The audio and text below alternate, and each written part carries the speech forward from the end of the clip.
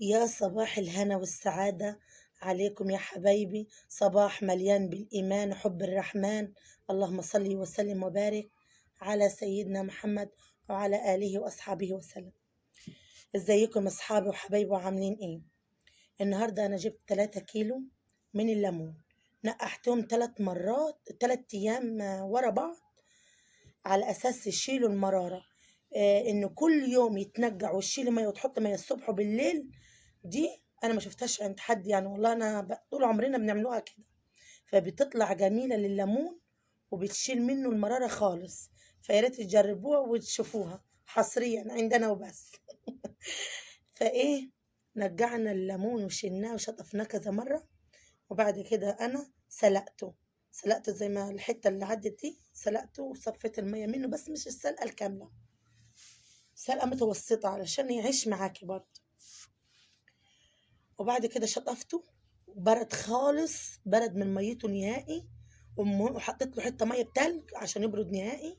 وبعد ما برد خالص، يعني خليته 3 4 ساعات لحد ما يبرد من الميه بتاعته.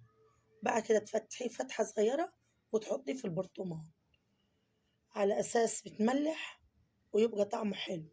بس احنا حركه خطوه، معلش، خطوه ان احنا الميه بتاعته نشيلوها الصبح وبالليل. الخطوة دي جميلة ويا ريت تجربوها، عشان بتشيل المرارة من الليمون الأخضر ده بالذات. لما نقعد 3 أيام إن إحنا نشيله مية ونحطوها يعني. بعد كده بقينا نفتحها ونحط في البرطمان. كان عندي نص كيلو فلفل حامي عشان يطعمه، عشان أنا حاطاه ولا عصفر ولا حبة البركة، ده أنا عاملاه بيتي.